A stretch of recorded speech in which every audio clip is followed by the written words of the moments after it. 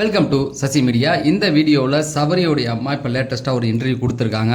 அதில் கமருதீன் பற்றி ஒரு விஷயம் பேசியிருக்காங்க.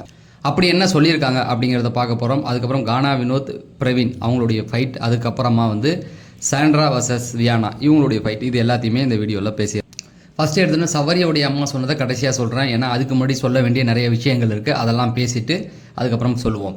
ஃபஸ்ட்டு எடுத்தோன்னே இந்த வீட்டுக்குள்ளே இவர் பிரவீன் உள்ளே வந்தார். எல்லாருமே பிரவீன் வரணும் அப்படிங்கிற மாதிரி எல்லாருமே எதிர்பார்த்துக்கிட்டு தான் இருந்தோம். ஆனால் வந்த உடனே ஏன் அவர் அப்படி வராரு, ஏன் அவ்வளோ கோபம் அவருக்கு, வீட்டுக்குள்ளே இருக்கவங்கள ஏன் அப்படி நினைக்கிறாங்க அப்படிங்கிற மாதிரி தான் தோணுது. ஏன்னா வீட்டுக்குள்ளே இருக்கிற 6 பேரையும் டவுன் பண்ணணும் அப்படின்னு நினைக்கிறது ரொம்ப தப்பான ஒரு விஷயம். 90 நாள் 92 நாள் அவங்க பல வழிகளை கடந்து வீட்டுக்குள்ளே வந்திருப்பாங்க. வந்தவங்கள நீங்கள் ஷோ பார்த்துட்டு அவங்கள திரும்ப திரும்ப அடிக்கிறது ரொம்ப தப்பான ஒரு விஷயம். நீங்கள் வந்தீங்க உங்களுக்கான ஒரு ஸ்பேஸ் இப்போ கிடச்சிருக்கு இல்லையா, அதை யூஸ் பண்ணி அடுத்து என்ன பண்ணலான்னு தான் யோசிக்கணுமே தவிர தொடர்ந்து ஒவ்வொருத்தவங்கள்ட்டையா சண்டை போட்டு என்ன பண்ண போகிறீங்க அப்படிங்கிறது தெரியல. கேம் படி பார்த்தா இது கரெக்டு தான். அவங்கள இந்த நேரத்துலையும் அவங்க மன வலிமையோட கரெக்டாக இருக்காங்களா அப்படின்னு நீங்கள் சோதித்து பார்க்கலாம். அதில் கானா வினோத்துக்கு என்ன அப்படின்னா, இதை வெளியில் வேறு மாதிரி திருப்பி எடுத்துக்கிட்டாங்க. கானா வினோத் பார்வதிக்காக குரல் கொடுத்துருக்காரு, கமருதீனுக்காக குரல் கொடுத்து சண்டை போட்டுட்டு இருக்காரு அப்படிங்கிற மாதிரி ஒரு தரப்பும், இன்னொரு தரப்பு அவர் கமருதீனுக்காக கேள்வி கேட்டிருக்காரு அப்படிங்கிற மாதிரி போயிட்டுருக்கு. என்னென்னா இன்னும் அது லைவில் இன்னும் வரவே இல்லை. அதுக்குள்ளே ஒவ்வொருத்தரும் ஒரு கண்டென்ட் எடுத்து பேச ஆரம்பிச்சிட்டாங்க. இதில் கானா வினோத்துக்கும் அவருக்கு என்ன முட்டல் அப்படின்னா, நீங்கள் பிரவீன் என்ன சொல்கிறாரு, நீங்கள் கேமுக்காக உங்களுடைய மனிதாபிமானத்தை புதைச்சிட்டிங்க, அதை கொண்டுட்டிங்க அப்படிங்கிற மாதிரி சொல்கிறாங்க. அதை அவர் சொல்கிறத பார்த்தா எல்லாருக்குமே லாஸ்ட் வீக் நடந்த அந்த ஒரு பிரச்சனை தான். அதில் அவங்கள சொல்கிறாங்களா இல்லை கமருதீனை சொன்னாரா அப்படின்றது தெரியல. அதனால கமருதீனுக்காக தான் வக்காலத்து வாங்கிட்டு இவர் கானா வினோத்து போனார் அப்படிங்கிற மாதிரி சொல்கிறாங்க. ஆனால் அது எந்த ஒரு இன்சிடெண்ட்டாக அவரை குறி வச்சு பேசினார் அப்படிங்கிறது தெரியல. ஆனால் வெளியில் சிலர் என்ன பண்ணிட்டாங்க, அவங்க அவருக்காக இவருக்காக அப்படிங்கிற மாதிரி எடுத்துக்கிட்டு இருக்காங்க. இதில் பிரவீனுக்கும் அவருக்கும் வார்த்தை ரொம்ப முத்தி போய் கடைசி என்ன ஆகுது அப்படின்னா, நீயே அப்படி தாண்டா இருந்த வீட்டுக்குள்ளே 38 நாள் இருந்தனாலும் நீ அதை தான் வீட்டுக்குள்ளே பண்ணிகிட்டு இருந்த, பின்னாடி பேசிக்கிட்டு பயாஸ்டாக தான் இருந்துக்கிட்டு இருந்த அப்படிங்கிற மாதிரியான வார்த்தைகளை இவர் கானா வினோத்து சொல்ல, 38 நாளில் நான் சம்பாரிச்சதை நீ சம்பாதிக்கலடா போடா அப்படிங்கிற மாதிரி அவர் சொன்னோடனே அப்படியே இவருக்கு ஒரு க்ளோஸ்அப் வைக்கிறாங்க, அப்படியே அமைதியாகிற மாதிரி. ஆனால் வினோத் அமைதியாலாம் ஆகிருக்க மாட்டார், திரும்ப வந்திருப்பார். ப்ரொமோவில் அந்த மாதிரியான எடுத்து போட்டுக்கிட்டு இருக்காங்க. அது லைவில் வந்தால் தான் தெரியும் எந்த பிரச்சனை அப்படிங்கிறது. இருந்தாலும் பிரவீன் வந்த உடனே இந்த விஷயத்தை எடுக்கணுமா அப்படிங்கிற மாதிரி தான். ஏன்னா அவர் வரல அப்படின்னு நிறைய பேர் வருத்தப்பட்டு இருந்தாங்க. அவருடைய எவிக்ஷனே அன்ஃபேர் எவிக்ஷன், அவரை திரும்ப கூட்டுவாங்கன்னு கேட்டதுக்கு என்னை பொறுத்த வரைக்கும் அது வேண்டாத வேலை அப்படிங்கிற மாதிரி தான் இருந்தது. அந்த கிடைச்ச நாளை யூஸ் பண்ணி இன்னும் ஜாலியாக ஃபன் பண்ணிட்டு ஜாலியாக போகலாம் அப்படிங்கிற மாதிரி தான் இருந்தது. சரி, அடுத்தது பார்த்தீங்கன்னா சாண்ட்ராவுக்கும் இவங்களுக்கும் முட்டிக்கிச்சு. அது நேற்று நைட்டே தெரிஞ்சது. இந்த வாரத்தில் எப்படியும் அதுங்க ரெண்டு அடிச்சுக்கிட்டு தான் நிற்கும் அப்படிங்கிற மாதிரி. இன்றைக்கி என்னென்னா கிச்சன் டீமில் அந்த ரெசல் வாஷ் கழுவாமல் கடந்தது. அதை பொதுவாக வியானா கேட்குறாங்க, யார் ரெசல் வாஷ் கழுவுங்க அப்படின்னா, நாங்கள் காலையிலேயே கழுவிட்டோம் அப்படிங்கிற மாதிரி சொன்னாங்க. அதுக்கப்புறமேட்டுக்கு அந்த டீமில் சபரி இவங்களாம் இருந்தாங்க. அப்புறம் காலைல நீங்கள் நைட்டே கழுவிட்டிங்கன்னா காலைல ஏன் இவ்வளோ இருக்குது அப்படிங்கிறத கேட்க போக, நான் கிச்சன் டீமில் தான் இருக்கேன்னு சாண்ட்ரா சொன்னாங்க. நீ ரெசல் வாஷிங்க்கு போ அப்படிங்கிற மாதிரி சொன்ன உடனே அவங்க 2 பேருக்கும் ஒரு முட்டல் முதல் வந்துருச்சு. ஆனால் சாண்ட்ரா அவங்க மேலே செம்ம காண்டில் தான் இருக்காங்க. வியானா மேலே வந்ததுலேருந்து 2 பேருக்குமே 2 பேர் மேலே காண்டு. இதில் இவங்க அவங்களும் சலிச்சவங்க இல்லை, இவங்க அவங்கள பற்றி பின்னாடி பேச இவங்க இறங்கி ஒரு சம்பவம் பண்ணலாம் அப்படிங்கிற மாதிரி தான் காத்துக்கிட்டு இருக்காங்க. கூடி சீக்கிரம் இவங்க 2 பேருமே அடிச்சுக்கிட்டு இருக்க ஒரு விஷயம் இன்றைக்கி இல்லை நாளைக்கு கண்டிப்பாக நடக்கும். நீங்கள் பொறுத்து இருந்து பாருங்கள். ஏன்னா வியானாவும் அதை கொஞ்சம் ஓவராக தான் எடுத்துகிட்டு போகிறாங்க. சாண்ட்ரா அதை கவனிச்சிக்கிட்டு தான் இருக்காங்க. சரி, நீ ஓவராக போறியா, உனக்கு ஒரு பாயசத்தை வைக்கிறேன்டி இருன்னு யோசிச்சுக்கிட்டு தான் இருக்காங்க. அதனோட வெளிப்பாடு தான் இவங்க வியானா ஜென்ரலாக கேட்ட ஒரு விஷயத்தை எடுத்து காலைல சண்டைக்கு போனாங்க.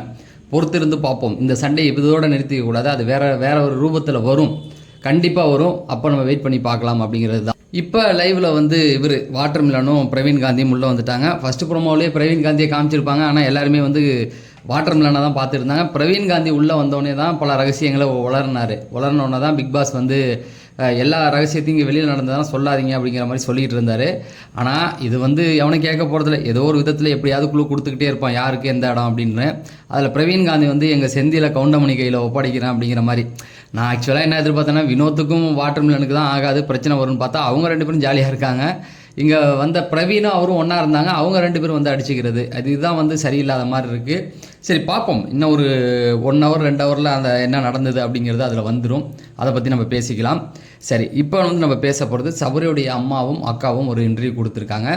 அது ஏன் இப்போ இங்கே எடுத்துகிட்டு வரேன் அப்படின்னா, அவங்க கமருதீன் பற்றி நிறைய விஷயங்கள் பேசியிருக்காங்க. ஸோ அதனால் இதை கண்டிப்பாக இங்கே இந்த இடத்துல பேசி ஆகணும். ஏன்னா கமருதீன் வெளில போனதுக்கப்புறம் அவர் சார்பாக நம்ம எதுவுமே பேசலை. ஆனால் வெளியில் பார்த்தீங்கன்னா நிறைய மக்கள் அந்த ரெட் கார்டுக்கு அப்புறம் கமருதீனை பற்றி ரொம்ப கவலைப்பட ஆரம்பிச்சிட்டது நல்லாவே தெரியுது. ஏன்னா அவர் போய் அமைதியாக இருக்கிற அந்த ஒரு விஷயம் மக்களுக்கு ரொம்ப பிடிச்சிருக்கு அப்படிங்கிறது தான். ஏன்னா போய் தன்னுடைய பக்கம் இருக்கிற எந்த ஒரு நியாயத்தையுமே அவர் எடுத்து சொல்லலை, அமைதியாக விட்டுட்டார்.